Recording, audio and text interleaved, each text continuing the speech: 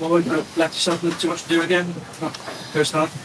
First half was disappointing. We just didn't give ourselves an opportunity to give it enough go forward, and probably didn't help within the amount of mistakes we made and sort of doubling up. And then we've had a scrum that from a knock on, and our scrum was under a bit of pressure, and then there was a double up of mistakes, and we just didn't, probably as a result, put them under enough pressure in that first half. Did he surprise you, or by the way they played? No, not at all. No, I thought they've been excellent in this tournament. So, in fairness to them, well done to them. I thought they were excellent today, but probably helped by us giving them some soft turnovers and probably not enough go forward, particularly in that first half. Can you take anything from the last 10 minutes? Yeah, I think so. I thought there was times in that second half when we did get some carry, when we got some momentum, and then it was able to bring someone like Thomas Williams in the game because we were on the front foot. He became a running threat, and that's when we looked dangerous. There was a couple of times I think there was a turnover against us in their 22 where we've looked at, and their 21s come straight in the back of our ruck and played the ball where, and they've ended up with a turnover. But when they look at it, it's probably a penalty yellow card against Italy. So that's just one incident. I'm not sort of making an excuse over that, but probably from us, we've tried to have the variation in terms of wanting to develop the game and play, but at this level, and the messaging to the players is about, we've got to go forward first. We've got to get on that front foot and get them behind them, and that gives you the ability to play off other phases. And we probably haven't been good enough in this tournament regularly to be able to do that. You've always said it's international results. That's the first one that's been 21 years, 5 defeats.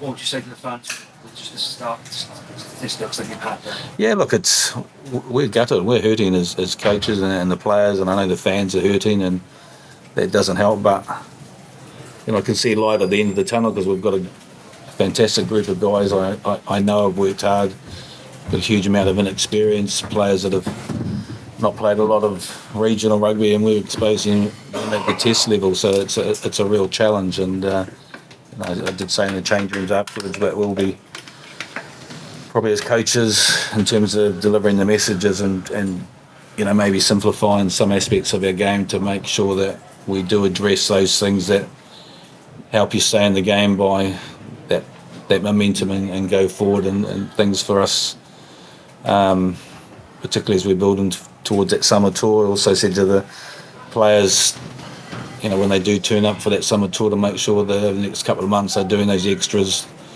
they'll work on conditioning wise, make sure they do the gym work and they're ready to go for the summer. Are you confident you can turn this around, Warren? Because obviously the results will always go on ahead without you understand. Yeah, absolutely, yeah. So, I've never shied away from that sort of stuff, and we've had glimpses where we've been really good in this tournament and periods. Just we need to do that for longer periods. We need to start better in some of the games and make sure that we're more accurate. Just probably the amount of turnovers that we've conceded in a lot of those games has allowed the opposition team some easy outs where they haven't had to probably play too much rugby and have waited and relied on us to shoot ourselves in the foot with some of the mistakes that we've made. So just you want to stay here and see us through to the 2027 World Cup? Yeah, absolutely, yeah. So I've made that commitment, but that's like I just said to Abby in the change rooms, I said, look, if you want me to resign, I'm happy to do that. And she said, like hell, she said, the last thing I want. She said, that's what I'm really afraid of. But I can promise you that we'll go away and we'll make sure that we'll review this really, really carefully. We've already done some review stuff and work on the areas that we really need to get better at and improve. I appreciate very much time, but what does Welsh rugby need to do to change? What needs to change in general? Oh, we just need to win, don't we? We need to get some confidence and self-belief, whether that's first of all at the national level, but also at regional level. And when you start winning and start getting that confidence, that makes a huge amount of difference. I know that the regions and the union are talking collectively and trying to put strategies and things in place for the future. And I think that'll make a huge difference for everyone. It's a tough campaign, but how do you dwell on it now at the end? I think it's important to look back and reflect on how we're going to get better. Obviously, we can either look at this as losses or we can learn from it, and I think we're going to go away now and learn from it, get better as individual players and come together as a group collectively as a better team. Matt? Warren, leaving the game to one side, you've lost a lot of experience in the last 12 months. Moving forward now, what are the biggest challenges you face with this young side?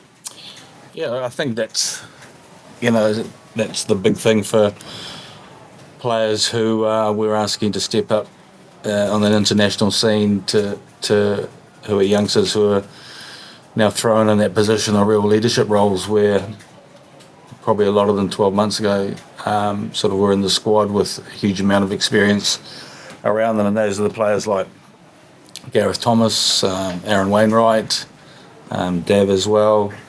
He's done a fantastic job. We're asking our young tens to step up and to do that. We've kept a bit of experience with Josh Adams, a couple of young wingers. So look, it's a massive learning curve for them in terms of not just the international scene, but also how the dynamics within the group have changed, and probably the role of those sort of players in those leadership roles now sort of taking on the mantle that in the past so many of those other players would have done in terms of showing those youngsters how to prepare for an international week, with all the extras they do, their rehab, their prehab, their time they spend on the computer, all those little wee chats. And then so we realise we've got a significant amount of work to do with helping that group transition into those roles. That's something that we'll be working hard on in the next few months. Yeah, on that, you mentioned earlier in this tournament that some of the players not quite ready for this level of rugby. When your, I suppose, golden generation were winning Grand Slams and Six Nations titles, was enough work being done with these players to prepare them to step up to this level? Well, look, I don't know. I think I know that there was a strategy meeting last week with the regions, and a huge amount of that emphasis was about readdressing the academies and doing that. And we've spoken about probably the mid-10, the last sort of 10 years or so, where the academies would dissolve back to the regions, where we had national academies where there were players or people in that system like Robin McBride and Neil Jenkins are going out regularly to the academies and dealing with some of those younger players. And so that's for us, not just the regions but the union, to look at that pathway, those pathways, how we spend time working and improving those younger players, starting with the 20s and then when that transition comes up to the national team or through regional rugby, the gap between them coming to us isn't as big as it is at the moment, or the gulf isn't as big as it is at the moment.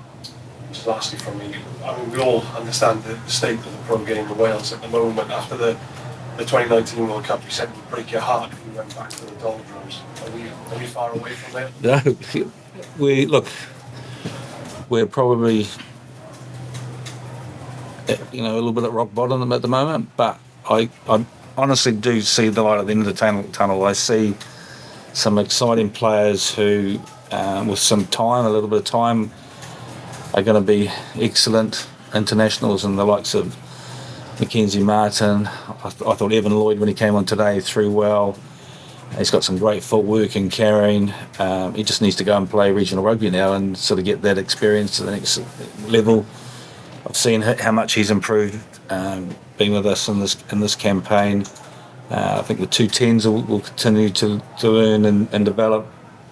I thought Mason Grady came on and had some of an impact today, but there was a couple of little things that he's gone to the line and thrown a pass out the back, but he hasn't looked like a running threat. And so those are the small things that we'll go away and continue to work with these players on to make them better.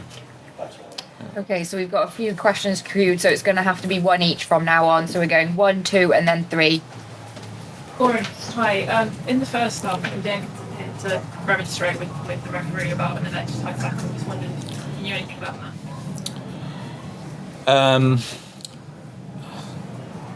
So the high tackle call came from the AR. He said there's a high tackle on against them on red 9, and then it's gone to the TMO, and she's basically said play on. So, but we've looked at it, and he was definitely taken high. So I think he was upset about that it wasn't called as a high tackle. Warren, you talk about the conversations that are going to be going on moving forwards. How much are you going to get involved in that? With who? With The union and the regions. And oh yeah, no. Look, I think that's it. You know, there's planning to